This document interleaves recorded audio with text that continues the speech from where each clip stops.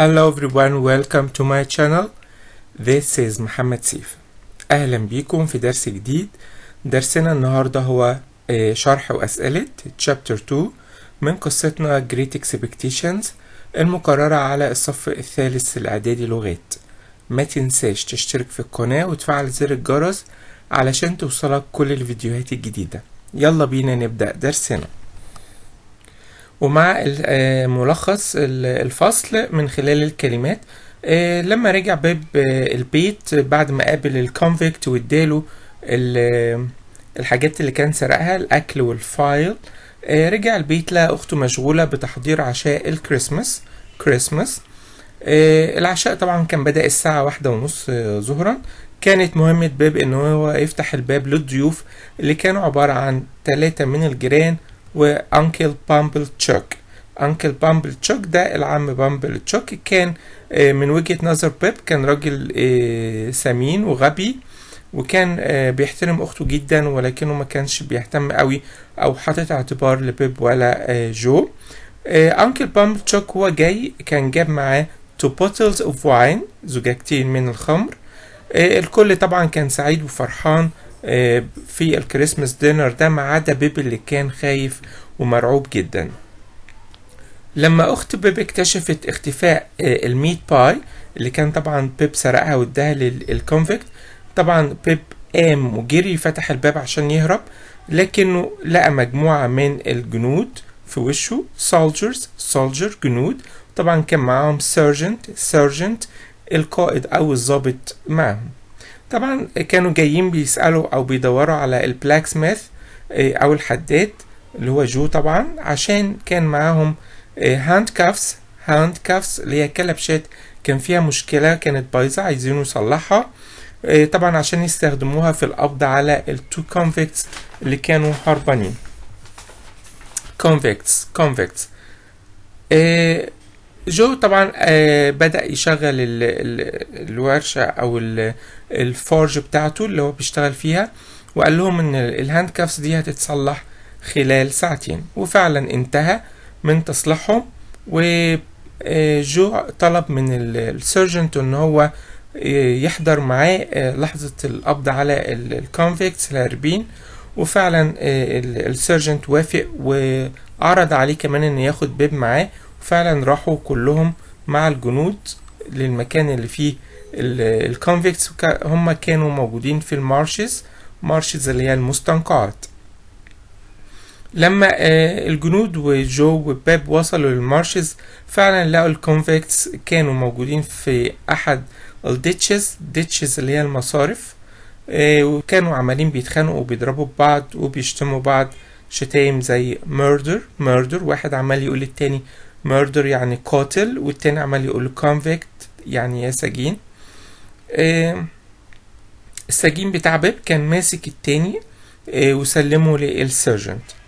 وطبعا لما السجين شاف بيب قال للقائد ان هو عايز يعترف بشيء، وطبعا قال ان هو كان جعان وان هو سرق اكل من بيت الحداد. وجو طبعا لانه طيب رد عليه وقال له ان هو ولا يهمه، وان هو ما كانش طبعا يرضى ان هو يموت جوعا يعني. بعد مرور ايام جو كان عمال يدور على الفورج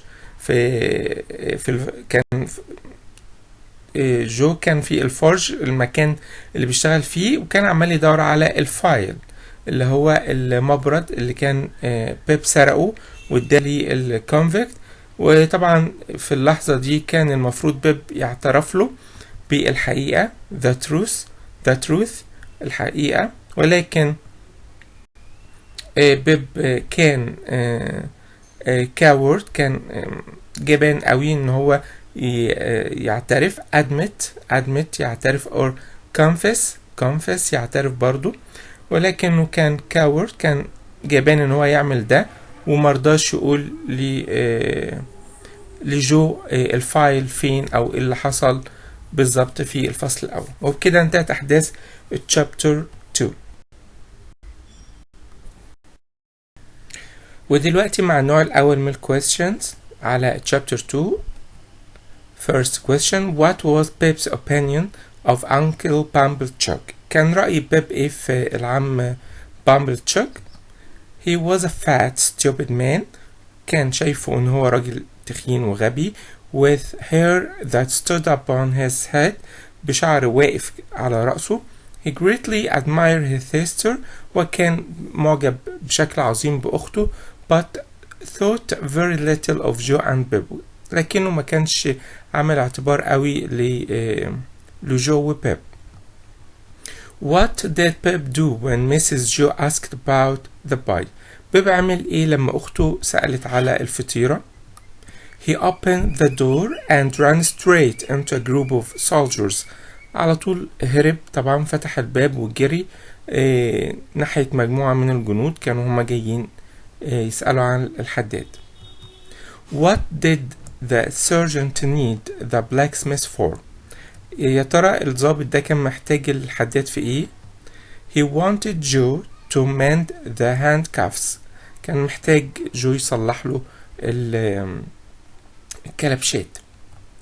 What were the two convicts doing when the soldiers were going ahead for them?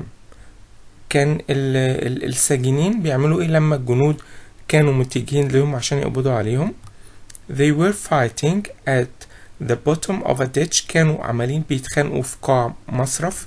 Splashing in muddy water. وكانوا عمالين بيطرطشوا في مية فيها طين. And cursing each other. وبيلعنوا أو بيشتموا بعضهم البعض.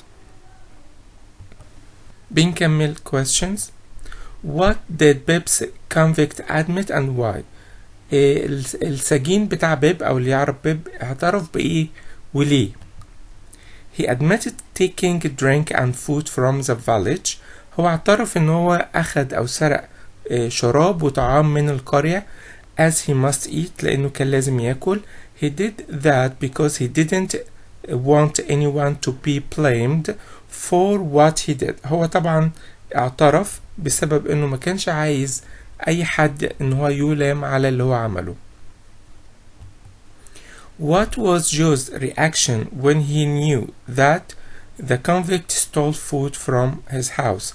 يا ترى كان رد فعل جو ايه لما عرف ان السجين سرق اكل من بيته؟ He said kindly.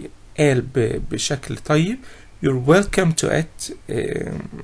أنت مذلك. Poor miserable fellow. أيها رفيق المسكين. We wouldn't want you to starve. ما كناش طبعا عايزينك ان انت تموت من الجوع. Why didn't Pip confess to Joe that he stole his file? ليه بيب في نهاية التشابتر ما اعترفش لجو ان هو الفايل او المبرد بتاعه؟ As he was a coward and too afraid of what he would think of Pip. طبعا كان هو جبان وخايف قوي ان بيب هيفكر او هيقول ايه عليه لما يعرف ان هو سرقه.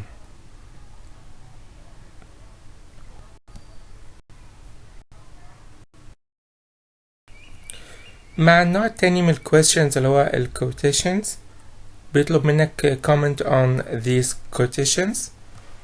The first one, what's happened to the meat pie? ايه اللي حصل لفطيرة اللحم؟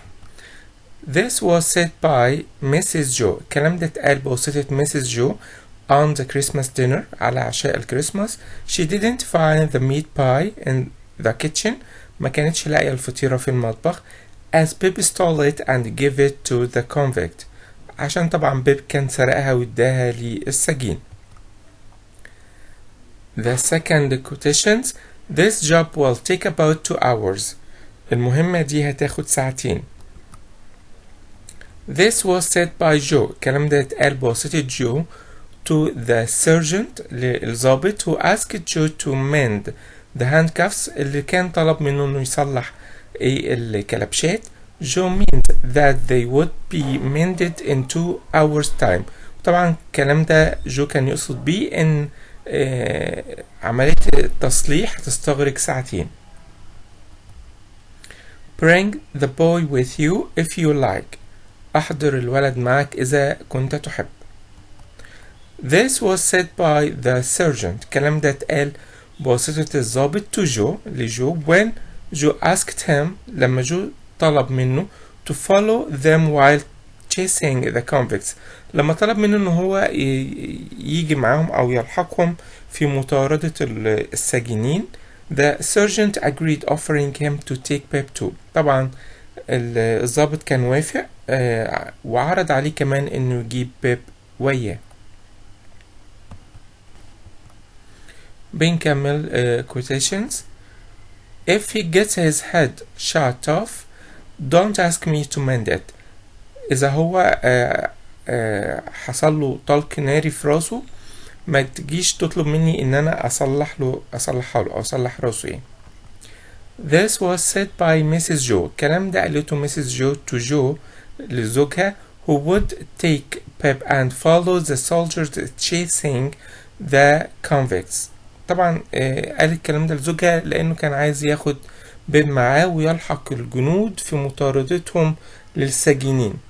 She warned them, كانت بتحذرهم if anything wrong happened to Pep. إذا أي حاجة حصلت لبيب she wouldn't help. هي مش هتساعد فيها.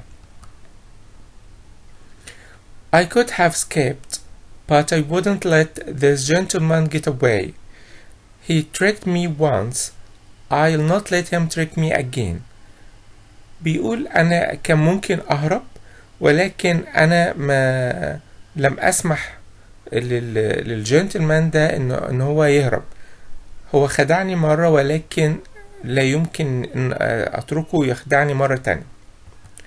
This was said by Pip's convict. الكلام ده اللي قاله السجين بتاع بيب أو اللي هو قابل بيب to the sergeant إلى الضابط.